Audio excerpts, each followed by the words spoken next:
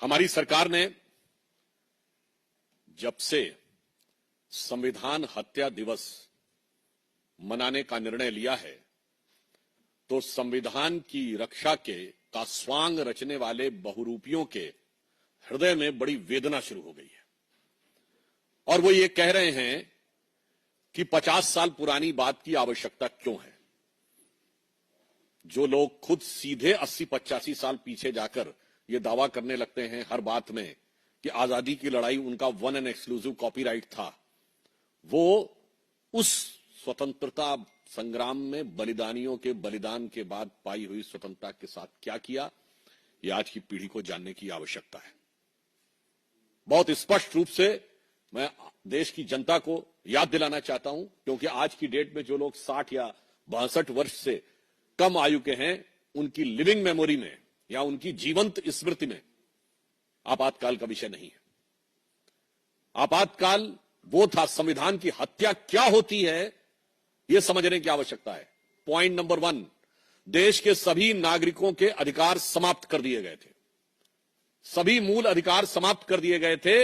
यहां तक कि कोर्ट की प्रोसीडिंग में यह भी बात आई है कि आपके स्वतंत्र घूमने का अधिकार और जीवन का अधिकार भी समाप्त था। इस प्रकार की भी समाचार और सूचना आई थी कि अगर कोई किसी को गोली भी मार दी जाए और पुलिस कुछ भी कर रही हो तो मिलॉर्ड आप सब देखते रह सकते हैं। पॉइंट नंबर 2,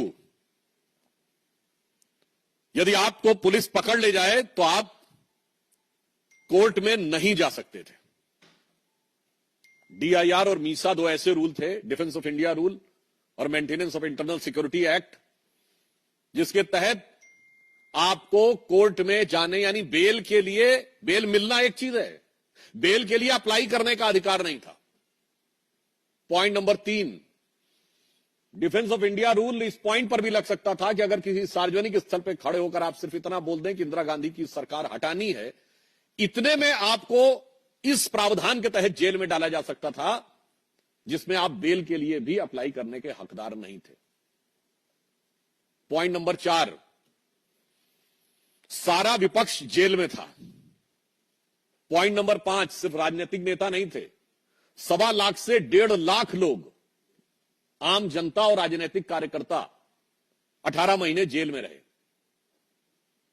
तो विषय सिर्फ इतना साधारण नहीं था। पॉइंट नंबर 5, 38वां और 39वां संविधान संशोधन करके सरकार के किसी भी निर्णय पर न्यायिक समीक्षा का अधिकार समाप्त कर दिया गया था, यानी न्यायालय सरकार के किसी भी निर्णय की कोई टीका टिप्पणी समीक्षा नहीं कर सकता था। और पॉइंट नंबर 6, संविधान की प्रस्तावना, जिसे बाबा साहब अंबेडकर ने संविधान की उद्देशिका, प्रीएम्बल ऑफ द कॉन्स्टिट्यूशन, जिसे संविधान की आत्मा कहा था, उस संविधान की आत्मा को बदल दिया गया था। उसमें सेकुलर और सोशलिस्ट वर्ड डाल दिया गया था, तब जब विपक्ष पूरा जेल में था। इसलिए, और यह क्यों किया गया था, यह भी ध्यान देने की आवश्यकता है। छत्तीसगढ़ के मुख्यमंत्री जी का एक प्रसिद्ध बाइट है जिसमें वो कह रहे हैं कि इंदिरा गांधी जी में साहस था, इसलिए उन्होंने आपातकाल लगाया। और पॉइंट नंबर 6 के बाद पॉइंट नंबर 7, मामला सिर्फ इतना नहीं था,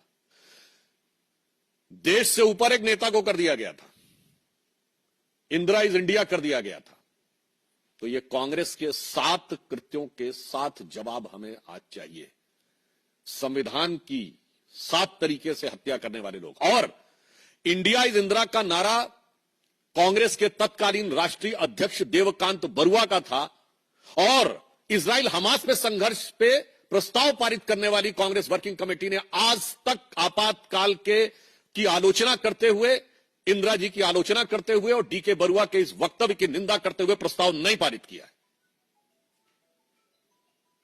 अगर आप ऐसी किसी चीज पे प्रस्ताव पारित कर सकते हैं, मुझे दिखाएं वो सीडब्ल्यूसी का कहां प्रस्ताव है कि हमने माफी मांगी, हमने निंदा की, और देश से ऊपर एक नेता को कर दिया। और यह विचार प्रेरित कहां से था? मैं पहले भी बोल चुका हूं सदन में और आपको रिपीट करता हूं कि 1934 में नाजी पार्टी का न्यूरेमबर्ग में कन्वेंशन हुआ, जिसमें नाजियों की बड़ी प्रसिद्ध फिल्म थी ट्रायम्फ ऑफ द विल। उसका मंचन कराने के बाद हिटलर के राइट हैंड आदमी रुडोल्फ हेस ने एक नारा लगवाया था, Hitler is Germany and Germany is Hitler. ठीक वही भाव, Indira is India and India is Indira. इसलिए संविधान की हत्या क्या होती है यह समझने की आवश्यकता है।